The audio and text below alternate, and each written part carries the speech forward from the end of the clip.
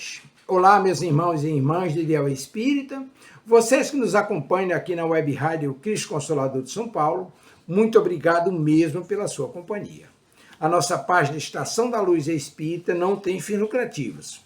O objetivo é a divulgação da doutrina espírita, e é por isso que reunimos aqui esse acervo de matérias espíritas, os livros da codificação, obras suplementares, entrevistas, palestras e outros trabalhos. Tudo isso exibidos nos programas das Web Rádio Estação da Luz de Natal e Cristo Consolador de São Paulo, para atender suas necessidades de estudo, pesquisa e lazer. Tudo isso sem fim lucrativo, como já dissemos. Agora, nos acompanhe aqui nesse programa a seguir.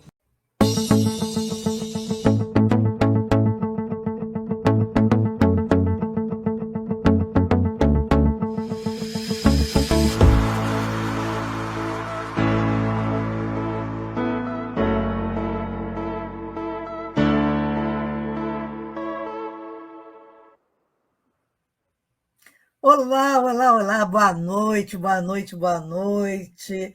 É muito bom abrir o canal já com as queridas amigas, Kátia Regina, Lúcia, sejam bem-vindas e sejam bem-vindos todos aqueles que estão aí nos acompanhando. Eu sei de algumas pessoas queridas, tem o Hélio, tem a Zildinha, então tem muita gente boa aí que não aparece aqui no chat, mas eu sei que estão aí prestigiando o nosso canal. Então, aproveitem, não é? Deem o like, toquem no sininho, compartilhem o nosso canal, a Rádio Web Cristo Consolador. Mais uma noite nós vamos iniciar. Nós vamos começar um livro novo. Terminamos o outro, Vida Plena, e agora vamos entrar num livro chamado O Amor como Solução. Então, nesse momento, elevamos os nossos pensamentos a Deus, a Jesus, nosso mestre querido, a nossa Joana de Ângeles, que possamos ter uma noite muito fraterna, de muito amor e carinho, que esses amigos da espiritualidade maior abençoem a nossa querida rádio e a todos os seus coordenadores, aqueles que fazem possível esse programa. Uma bênção para todos nós encarnados e desencarnados, que assim seja. E aí, gente, tudo bem? Muito frio aí? Aqui nós estamos assim meio que congelados. Oi, brasiliano! Aqui nós estamos meio que congelados. Oi, Berninha! Aí está chegando só as joaninhas do grupo. E o Joaninho. Bom, nós vamos iniciar hoje com o primeiro capítulo do livro O Amor como Solução. O tema de hoje é um tema muito interessante, chamado arrogância. É um nome assim, tão forte. Então, o que eu fiz? Como a Joana, nesse capítulo, ela não fala claramente da psicologia profunda, nem da psicologia junguiana, mas está tudo aqui. Então, eu resolvi trazer a visão. Oi, Kleber, estamos começando. Então, eu resolvi trazer a visão da psicologia profunda, da psicologia espírita, para esse tema, porque ele é um tema muito interessante, que a Joana vai falar desse sentimento, do que ele é capaz, não é, de fazer com a pessoa, e quem é o arrogante, qual o problema psicológico, espiritual desse arrogante, de pessoas que agem dessa forma como ela descreve aqui, não é? São os soberbos, são aqueles, muitas vezes, cruéis, ditadores bárbaros, imperadores desalmados. Então,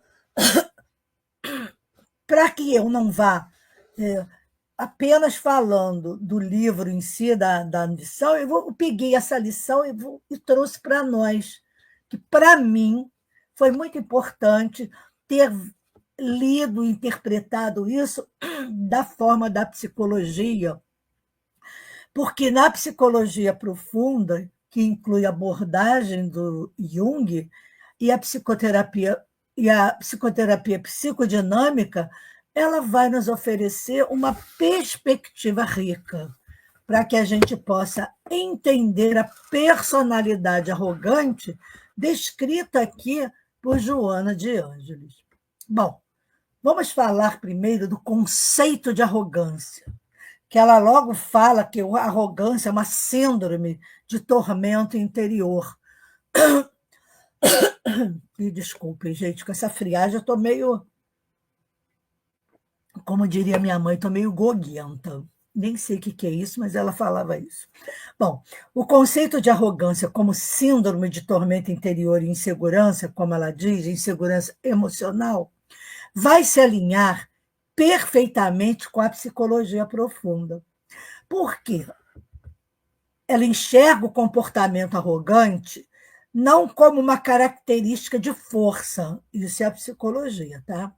Mas como uma compensação, vejam bem que coisa interessante, uma compensação psicológica por sentimentos de inadequação, inferioridade ou baixa autoestima. Então, a pessoa que é incapaz de lidar com a sua própria vulnerabilidade, ela constrói uma persona, uma máscara social de superioridade para o quê? Se proteger. Então, vocês vejam como é importante o estudo da psicologia espírita, para que a gente possa entender, muitas vezes, na maioria, um texto que a Joana traz, mas ela não fala disso com essa clareza, porque não precisa, para quem tem esse entendimento. Mas eu, como não tenho, eu procuro aprofundar para que eu possa entender o que a Joana quer dizer com esse tema arrogância. Então, essa falsa superioridade, né, essa máscara de poder, porque o arrogante tem uma máscara de poder, é como se fosse uma fortaleza, vejam bem, que o indivíduo constrói para afastar os outros e, principalmente, para evitar confrontar a própria dor. Então, é muito interessante também esse entendimento, porque qual é o nosso comportamento diante de alguém arrogante, né? Um ditador, um facínora? É de condenação total e é condenável o comportamento. Mas se a gente entender, aprofundando através da psicologia profunda, da psicologia espírita, nós entenderemos tranquilamente porque Jesus ele tinha compaixão e ele não tinha nenhum sentimento negativo em relação a essas pessoas, pelo contrário, até muito amor. Então, a agressividade, a aspereza que Joana menciona aqui nesse texto, nessa visão, mecanismos de defesa. A agressividade e a aspereza, como quem diz, eu estou blindada, ninguém vai se aproximar de mim, em não se aproximando de mim, ninguém vai me fazer mal. São formas de projetar o próprio desamparo no mundo exterior, buscando o controle sobre os outros, para não sentir o descontrole dentro de si. Haja vista, se nós vemos uma pessoa com esse comportamento, tem alguma coisa dentro dela que faz com que ela tenha esse comportamento, não é? A pessoa arrogante, ao tentar dominar e se impor, está, na verdade, lutando contra a sensação de ser dominada e impotente. Então, quando a gente começa a estudar sobre isso, se aprofundar, a gente começa a sentir realmente, nossa, porque às vezes a gente vê na casa espírita, não é? Eu vou falar aqui sempre de casa espírita, porque nós somos espíritas e todos frequentam uma casa espírita.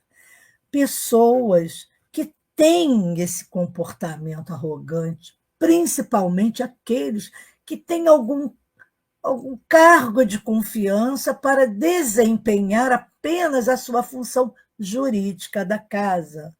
Então, a psicologia, né, profunda, ela também analisa a arrogância à luz do inconsciente. O que o indivíduo esquece sobre a transitoriedade da vida e a impermanência da sua posição social é uma negação de sua própria mortalidade e finitude.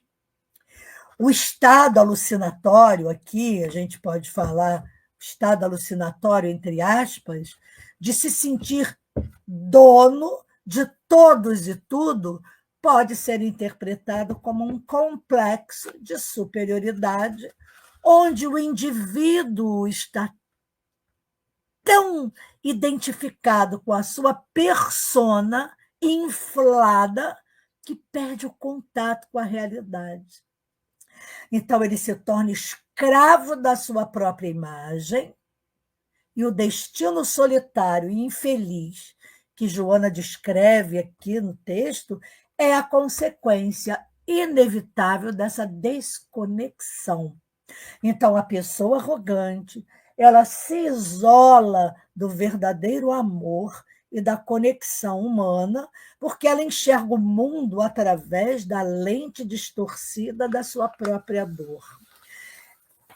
Só desse pedaço a gente já fica compadecido. E eu espero que depois desse texto de Joana, a gente passe a olhar essas pessoas, né, que se acham acima de tudo, olhar com compaixão e orarmos por essas pessoas que estão nesse nível alucinatório. Então, quando a Joana se aprofunda dela falar soberba, né, ao descrever esse comportamento soberbo, ela não apenas está traçando, falando de um traço de personalidade, mas como um morbo moral, quer dizer, uma doença moral, uma morbidade, uma patologia do espírito, que ecoa perfeitamente na psicologia profunda.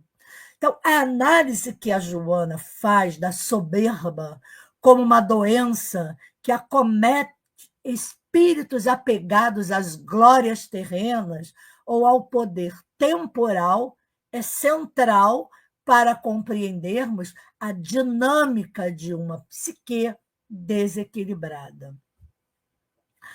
Então, a gente vai pensando sobre isso e hoje a gente vai poder começar a olhar essas pessoas, esses personagens do mundo todo, que são líderes de alguma coisa ou se acham, nós vamos poder olhar com o olhar que os espíritos superiores têm conosco, que Jesus tem conosco, não é?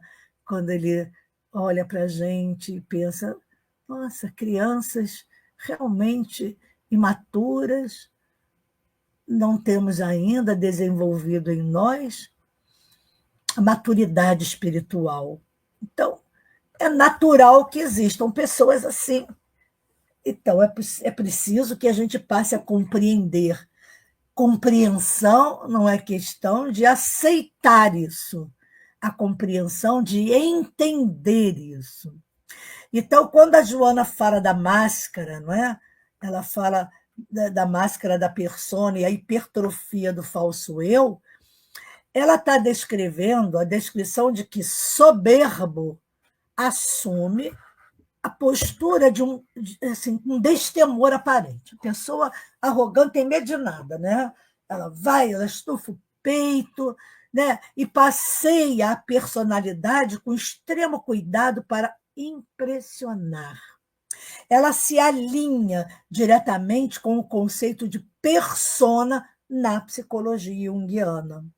Então, a persona é a máscara social que usamos para interagir com o mundo, o papel que representamos.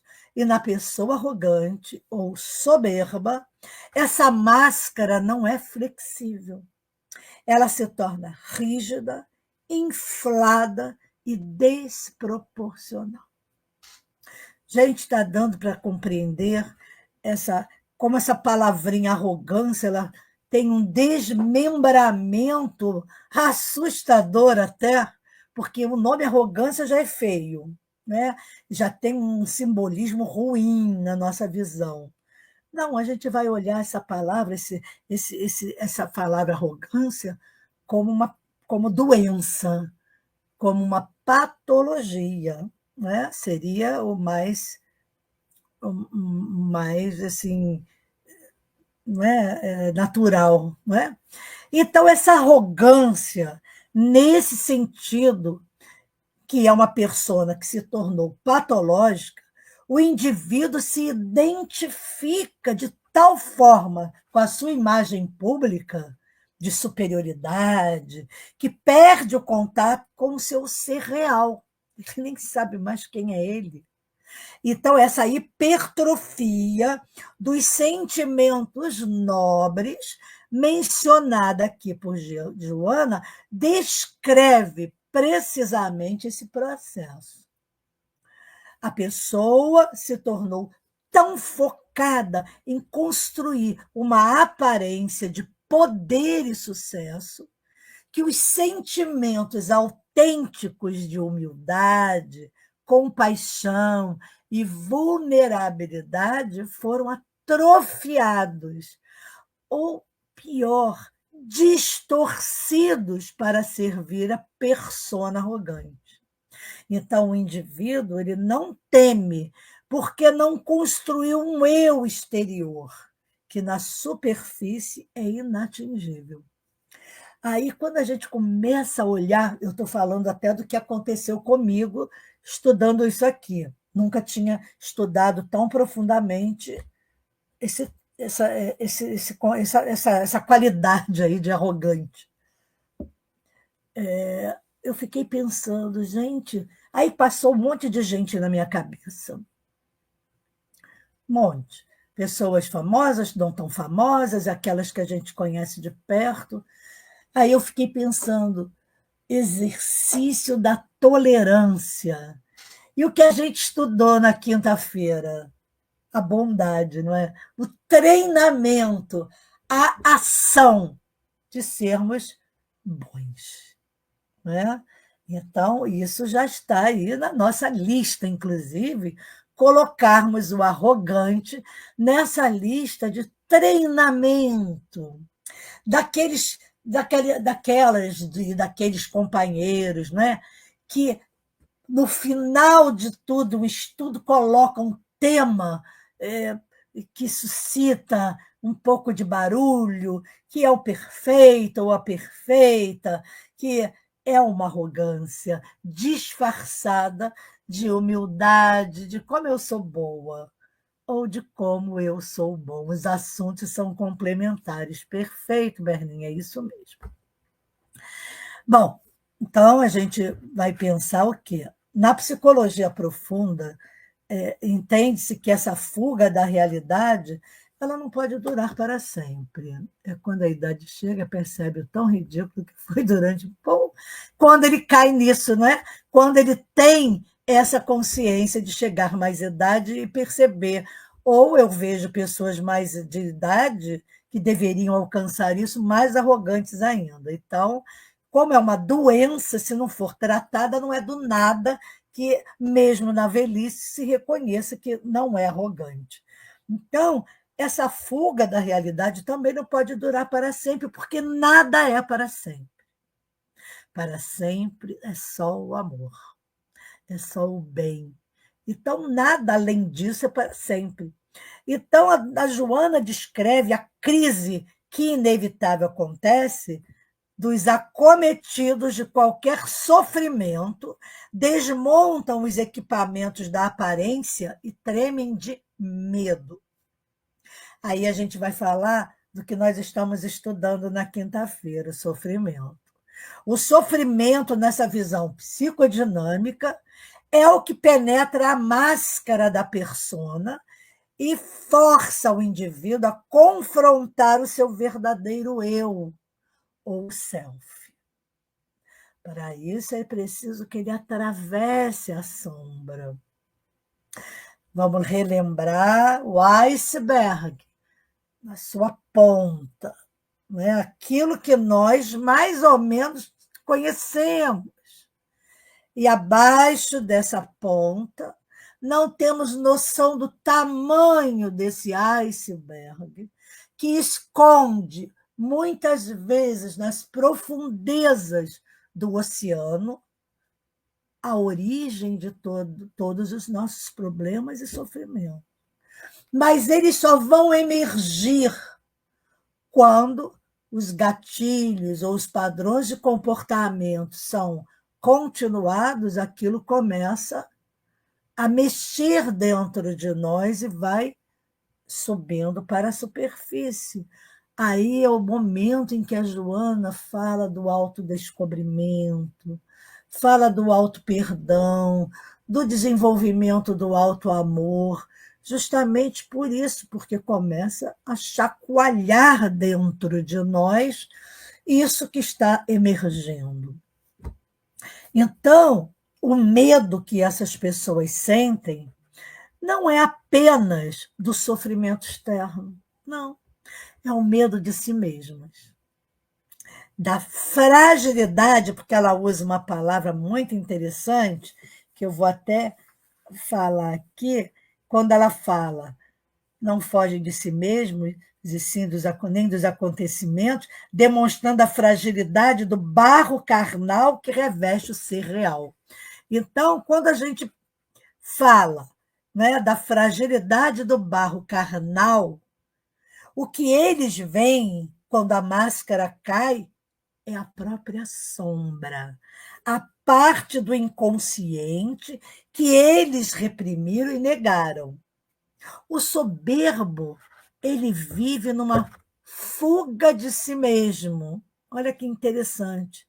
Mas como a Joana afirma que essa fuga é impossível, o sofrimento ele age como um catalisador que destrói a persona inflada, expondo a pessoa ao seu próprio desamparo, fragilidade e medo. Então, a compaixão que a Joana sugere quando ela fala aqui que são tornando-se essas pessoas dignos de comiseração, que é compaixão, é a resposta mais adequada, pois soberba não é um sinal de força, mas de uma profunda e dolorosa ferida interna. O soberbo é um prisioneiro de sua própria máscara. Está fazendo sentido, gente? Passaram-se muitos personagens aí de arrogantes que nós conhecemos. Está fazendo sentido? Estão fazendo conexões e começando a pensar que podemos olhar e pensar de outra forma, mais ou menos já compreendendo, entendendo um pouco da mensagem que a Joana nos traz nesse texto? Vamos lá, vamos aí participando, caros universitários. Será que o arrogante percebe o quão ele é tão ridículo, na verdade?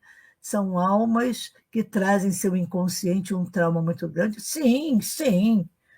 Sim, compreendendo melhor. Que bom, Kleber. É isso, Carlos, é isso mesmo. Ele traz, claro, de vidas passadas, das suas reencarnações, claro, traumas muito grandes, lógico. Então, quando a Joana, nesse texto, ela expande a análise da arrogância para um contexto histórico, aí ela vai falar de uma coisa muito interessante, que eu vou mostrar aqui. Quando ela começa a falar, ela fala dos dominadores, do Império Romano, ela fala da Inquisição nas Cruzadas, como foram lamentáveis essas distonias emocionais, conflitos sexuais e tormentos comportamentais. Ela vai dizer que ela menciona esses chefes bárbaros a imperadores desalmados. faraós e conquistadores, que em sua arrogância ameaçaram e destruíram vidas. Isso a história conta, ninguém está inventando isso, não existe, está na história da humanidade o que fizeram essas pessoas. Então, a psicologia profunda, ela entende que esses personagens históricos representam a personificação do complexo de poder. Imagine pessoas que vêm assumindo reencarnações de líderes, de poder, e aí vem, às vezes, numa vida medíocre, é um meio de fuga para evitar serem desmascarados, então cria essa barreira. Exatamente, perfeito. Você está entendendo bem o espírito da coisa, Carlos. Você está, como dizia nosso Carmélio, né, nosso amigo, você está gabaritando. Então, vejam bem, como é que essa pessoa hoje que vem totalmente anônima, insignificante, no sentido de não tem nada de poder, não tem cargo, mas tem uma arrogância que vem de onde essa postura, né, de reencarnações passadas. Então, ela diz, não é, dessas pessoas que destruíram muitas vidas, que têm esse complexo de poder. Esse complexo é a energia psíquica que busca dominar e controlar o mundo exterior para compensar a sensação de impotência e insegurança interior. É como se a pessoa viesse agora nua, sem aquela roupa, não é? Aquela roupagem. Oi, Rosângela, querida. Sem aquela roupagem, não é, nobre, sem a roupagem do imperador, do chefe bárbaro. Então, ela vem nua. Então, o que acontece? Aquela energia que ainda existe, não é? Eu achei isso sensacional, essa energia psíquica que busca dominar e controlar o mundo exterior para compensar a sensação de impotência e insegurança interior. Então, o poder aqui não é visto como uma ferramenta para o bem, mas como uma droga que infla o ego e o afasta da realidade. Bem legal essa compreensão que a gente vai tendo desse instrumento que é a psicologia espírita, a psicologia profunda que a Joana nos traz. É muito gostoso. Eu gosto muito quando a gente pode fazer esse trabalho junto com a fala da Joana, porque isso desmascara o nosso olhar, muitas vezes, de mágoas, até de raiva, de sentimentos que realmente suscitam em todos nós negativos. Por quê? Porque não é fácil viver com uma pessoa arrogante, seja ela seja uma alta personalidade, seja ela uma pessoa que não é, tem que lutar para trabalhar, ganhar o almoço e pagar o jantar. Então, a afirmação de que todos eles sucumbiram ao inevitável fenômeno da morte e foram consumidos pelo tempo, ressalta aí um princípio fundamental da psicologia profunda: a morte da persona. A persona morre? Morre porque é uma vestimenta. Então, a morte biológica é o ato final, que expõe a fragilidade da pessoa, mostrando que todo poder e glória eram temporais. No nível psicológico, é a desintegração do ego inflado, a máscara arrogante que é inevitável. Agora, a persona criada pelo ego se desfaz. E a pessoa é forçada a confrontar a realidade da sua finitude e de seu barro carnal.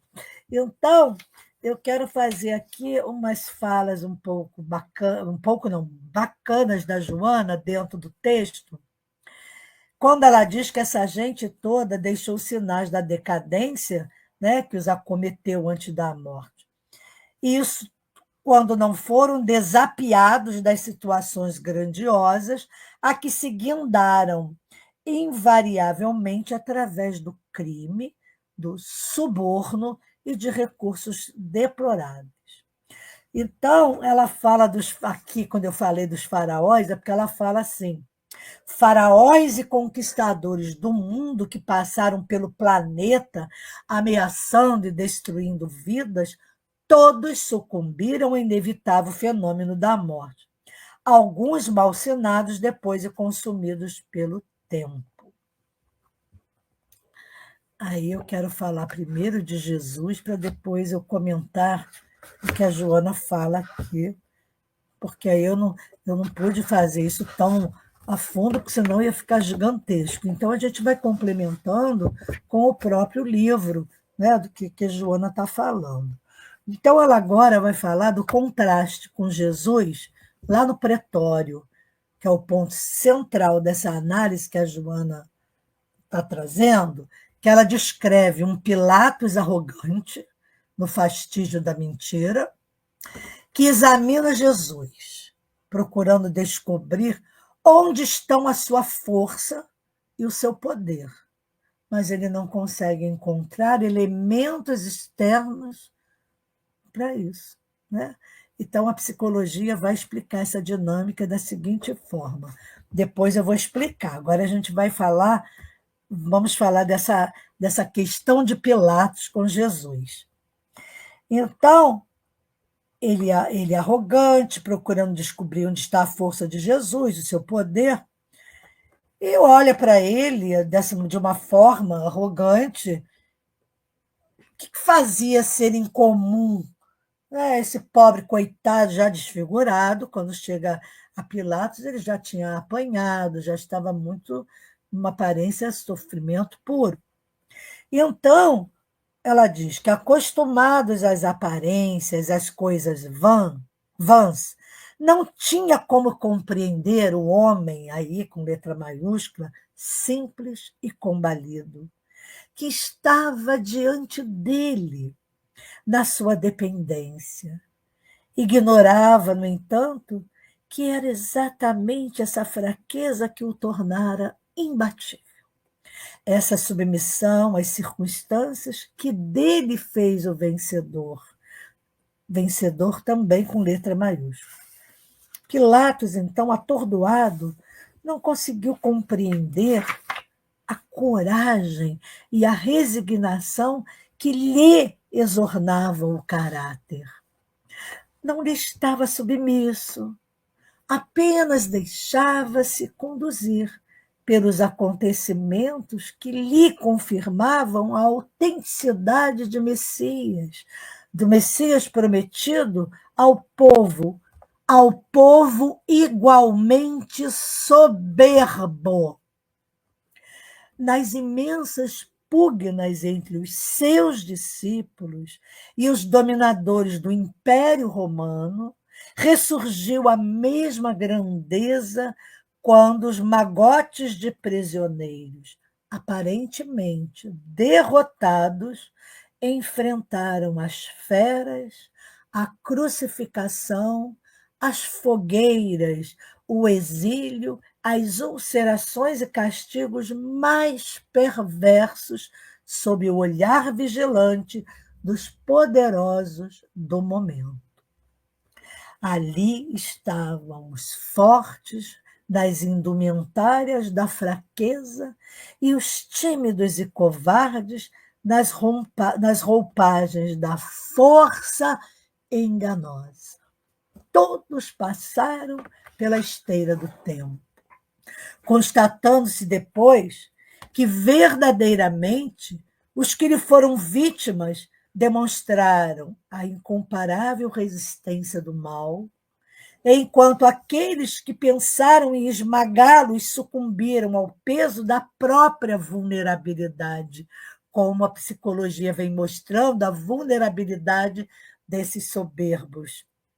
Posteriormente, a arrogância dos dominadores da fé religiosa, na Inquisição e nas cruzadas. Demonstrou que eram portadores de lamentáveis distonias emocionais, conflitos sexuais e tormentos comportamentais.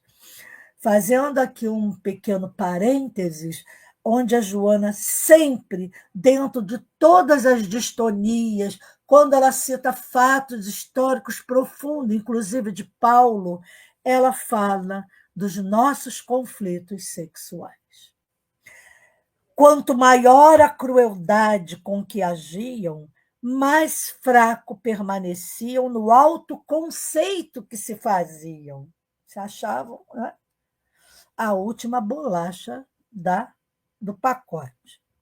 Odiavam a coragem dos perseguidos, que não se dobravam diante de ameaças, de suplícios da morte. Então, isso fazia com que a arrogância deles os mostrasse o quão covardes e o quão temiam aquela fortaleza espiritual que eles não conheciam e não tinham. Pelo contrário, mais confiantes e tranquilos permaneciam, demonstrando a fé no futuro e na imortalidade de que se faziam testemunhas. A arrogância dos infelicitadores torna-os temidos, fáceis de ser vencidos, bastando que se não os receiem, nem os homenageiem com os louros que gostam de ostentar. O arrogante sofre cegueira da alma que o aturde. O túmulo aguarda-os, conforme acontece com todos os seres. A vida que triunfa da morte, porém, despertá-los-á para dolorosas e profundas reflexões quando forem recambiados de volta ao hórrido torvelinho das reencarnações purificadoras. Então, vamos lá falar desse contraste através da psicologia profunda. Quando a Joana descreve um Pilatos arrogante no fastígio da mentira, né, de mentira, que examina Jesus, procurando descobrir onde estão a sua força e o seu poder. Mas não consegue encontrar esses elementos externos. Então, a psicologia profunda vai explicar essa dinâmica da seguinte forma: Pilatos e a busca de sinais externos. Pilatos, como representante do poder e da arrogância terrena, ele está preso à realidade do mundo material. Concorda? Ele só consegue reconhecer poder em suas manifestações externas. Ele nem sabe que existe algum poder interno em alguém. Então, ele só consegue enxergar riquezas, exércitos, títulos, força física. Então, ele busca em Jesus uma persona de poder que simplesmente não existe. Sua arrogância o cega para a verdadeira fonte de força. Porque olhar para Jesus, não existe uma persona ali. Jesus é puro self. Não tem falsidade. É ele ali, puro, simples, mas forte. Né? Essa força, Pilatos não conseguia ver, porque ele só conseguia ver os iguais a eles, os arrogantes. E ficavam brigando entre eles, de quem era o mais arrogante, quem tinha mais exército, quem podia mais. E, na época, Roma, né, era toda poderosa. Qualquer semelhança. Bom, então Jesus é a força do self, né? Então a força e o poder de Jesus não são externos, são o quê? Internos. E na linguagem da psicologia profunda, Eles vêm da onde? Do self, a totalidade da psique, a força integradora que transcende o ego. Então, Jesus, nesse momento, não está operando a partir de uma persona, mas a partir do seu eu mais autêntico. A sua calma, a sua dignidade e a sua resiliência vêm de uma profunda conexão com o seu self, com a fonte de sua existência, e a sua força é a força da autenticidade, da integridade e da aceitação de sua vulnerabilidade. Claro, ele estava vulnerável ali. Aí a gente fica pensando como ser autêntico, como conectar, fazer essa conexão profunda com o nosso self. Mas a gente ainda nem se conhece, porque o que predomina em nós ainda é o ego. E se o ego inflado, quando aí que predomina, eu não quero saber de self, minha filha. O ego vai lá e senta em cima do self, não deixa ele florescer. Aí começamos a usar as máscaras sociais, e vamos interpretando esses papéis. Então, esse eu mais autêntico é, mais uma vez, o que a Joana trabalha nisso. É o autoconhecimento. É nos aprofundarmos abaixo da ponta do iceberg e termos noção da dimensão desse oceano onde estamos mergulhados os nossos conflitos, não é? As nossas dúvidas, os nossos sofrimentos. Então, em essência, o que a Joana nos mostra da arrogância de Pilatos é uma manifestação da fragilidade de um ego inflado, que só reconhece o que é externo. Não tem aquela coisa assim, famílias nobres, famílias quatrocentonas, não é? Se falava assim numa família rica. Oi, aí apresenta o outro. Qual é o seu sobrenome? De que família é você? Ah, minha família é Souza mesmo. Souza? Em que árvore, não é, nobre está a família Souza? Não, as famílias poderosas, né, têm nomes pomposos, 2, 3 sobrenomes, aquela coisa assim. Aí a pessoa diz: é o seu pai, é a sua família que tem aquele conde, aquele banqueiro, aquele grande latifundiário. É meu pai, ou meu irmão, ou meu tio, meu primo. Aí você vale. A arrogância valoriza exatamente isso, o que é externo. Então, a força de Jesus, por outro lado, é a manifestação de um self integrado e autêntico, que não precisa de máscaras ou de poder externo para existir. Ele é. Então, a arrogância teme a vulnerabilidade, enquanto a verdadeira força a abraça. Vejam que coisa assim espetacular essa interpretação que a psicologia pode fazer desse. Vocês estão conseguindo, assim, está fazendo sentido a interpretação da psicologia profunda de Joana, do Jung, com só desse pedacinho que a gente pôde ler para vocês? Está havendo essa conexão, passando esses personagens que nós conhecemos, tão proeminentes, a gente consegue agora olhar com um olhar mais compassivo, no sentido assim. Eu penso que é estudo de caso, desconectado totalmente do self, um ego gigantesco. Aí a gente pode ir tentando interpretar para compreender, não é, Kleber? É isso aí. Então, quando a Joana se aprofunda na análise da arrogância, e quando ela utiliza esses exemplos históricos, né, que nós falamos um pouquinho, para ilustrar a fragilidade da postura arrogante em contraste com a força da autenticidade, qual é o ponto central da sua análise?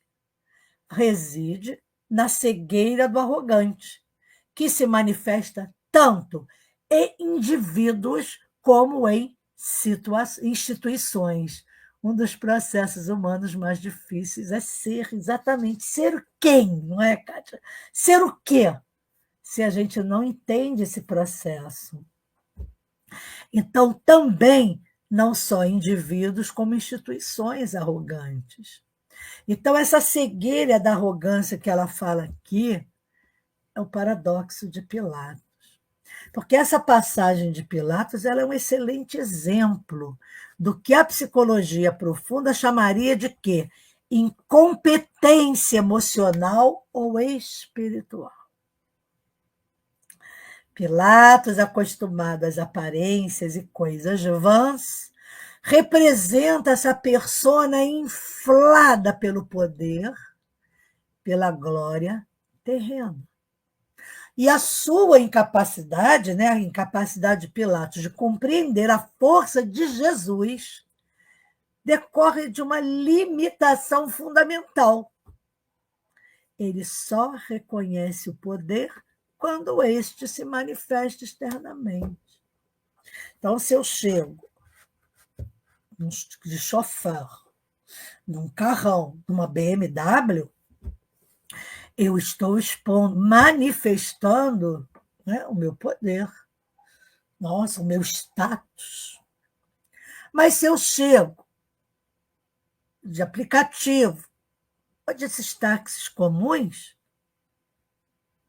eu sou olhada, né, como tá, hoje qualquer um anda de táxi ou de aplicativo, então, o que será? Aí olha para a roupa, que às vezes a pessoa pode ter um status e sair daquele carro por qualquer motivo, né, um carro comum, mas está muito bem vestida, né, com uma bolsa Victor Hugo, ou uma roupa lá, sei lá de quem, que eu nem sei falar o nome dos muito dessa, né, dos Dior da vida, aí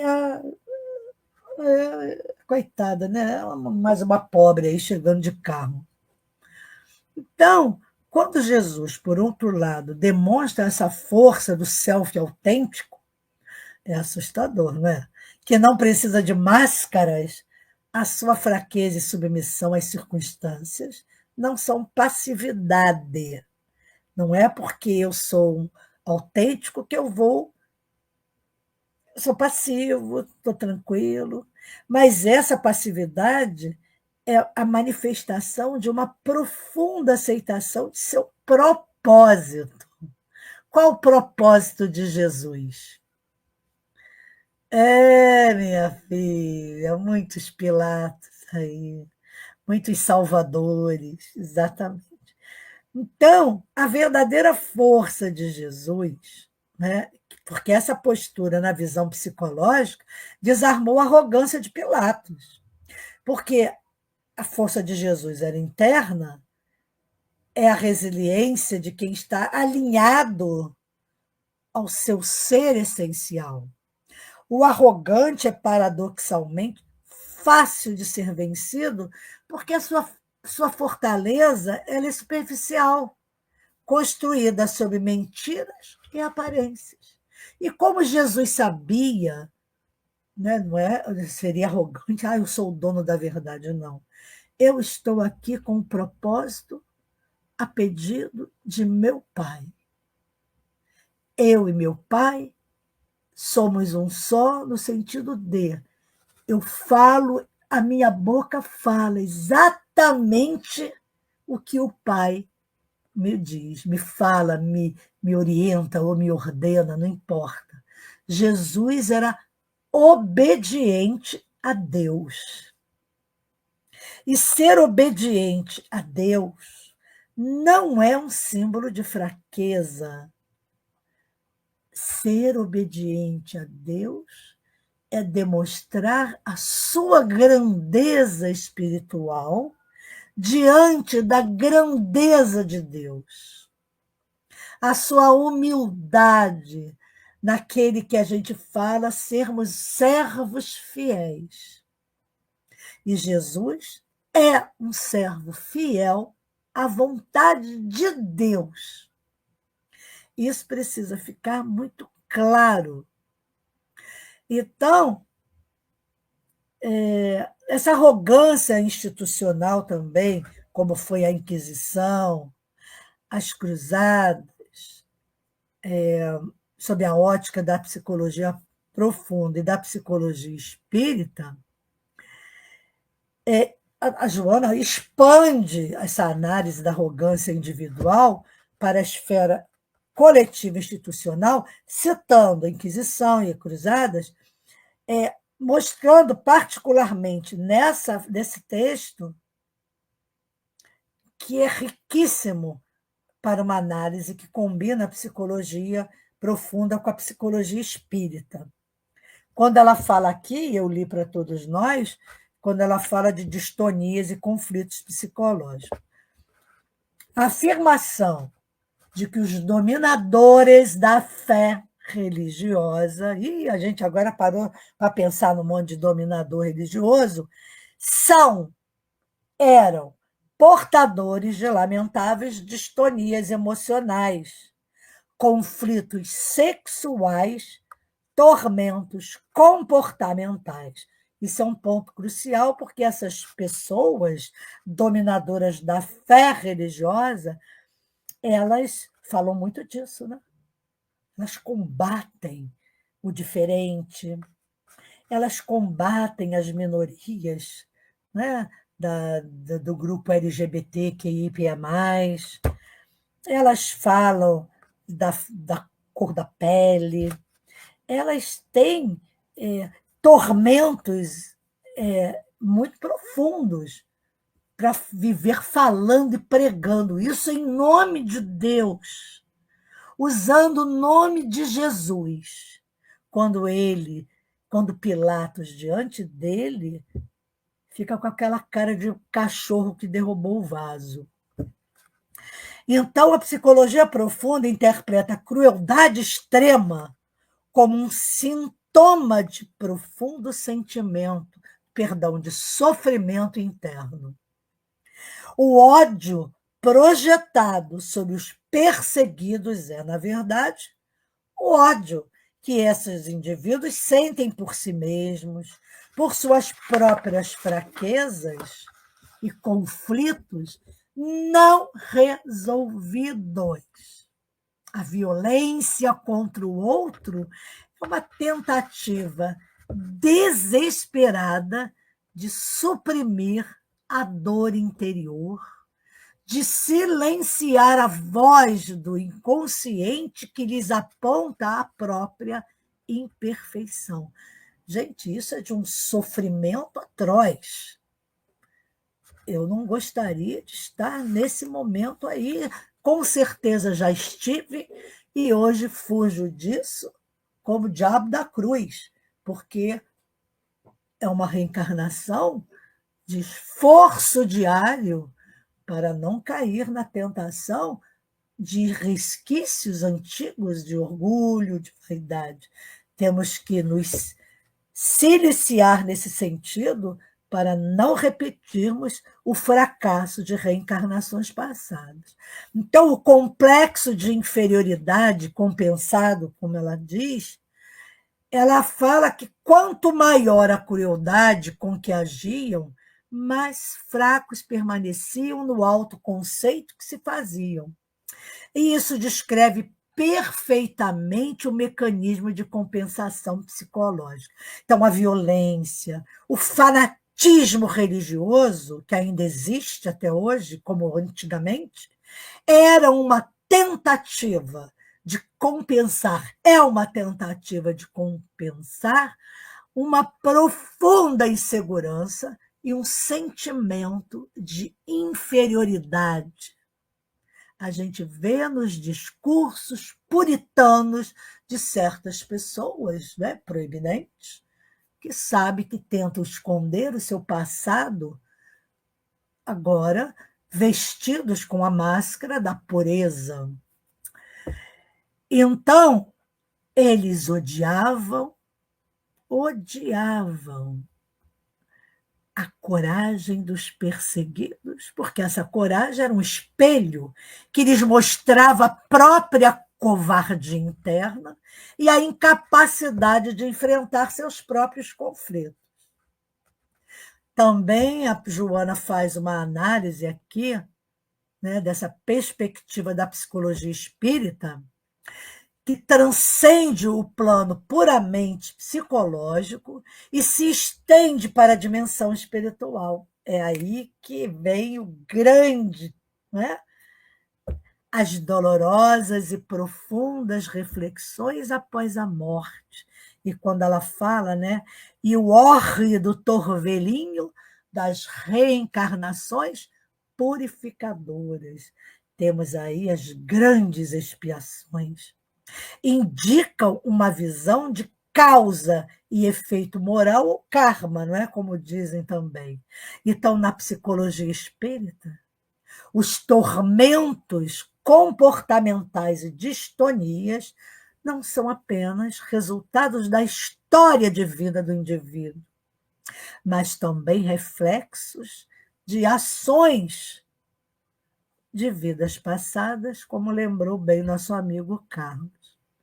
A arrogância e a crueldade geram um débito moral que, inevitavelmente, levará o espírito a passar por experiências de sofrimento e aprendizado em futuras encarnações, para que ele possa, finalmente, desenvolver a humildade e a compaixão que atrofiou. Não é assim? Se a gente não usa um músculo, um braço, não atrofia, atrofia-se mentalmente por não estudar, por não ler. Então, esse sentimento, esse desenvolvimento é da humildade e da compaixão que estão atrofiadas, existe dentro dele.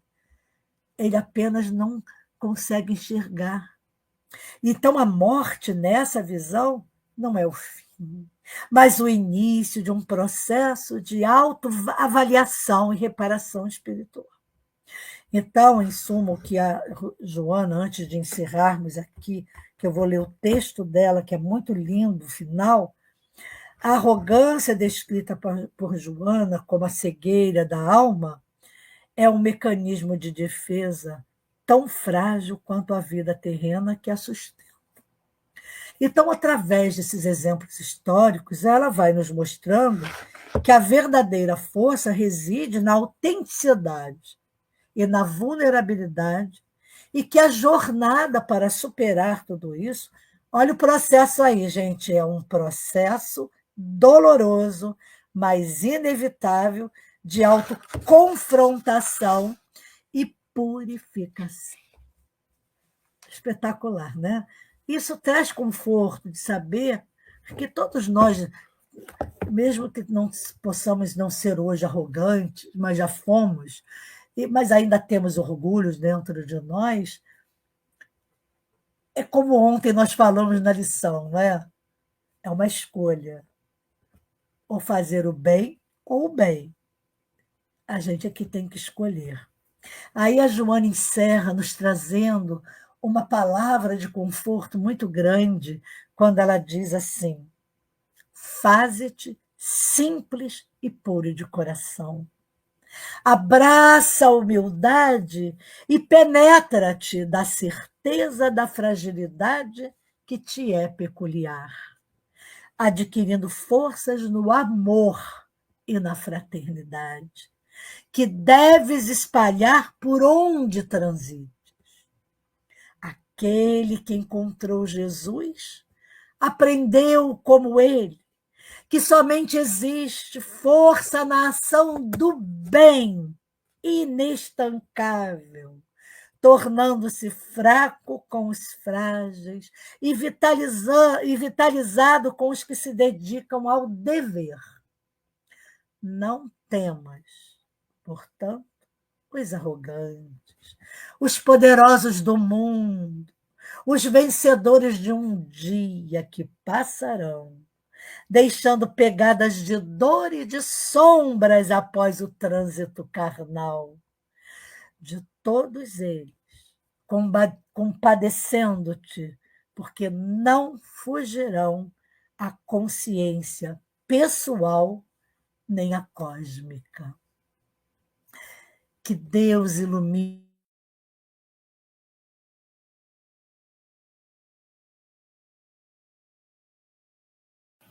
Kátia, seu microfone desligou.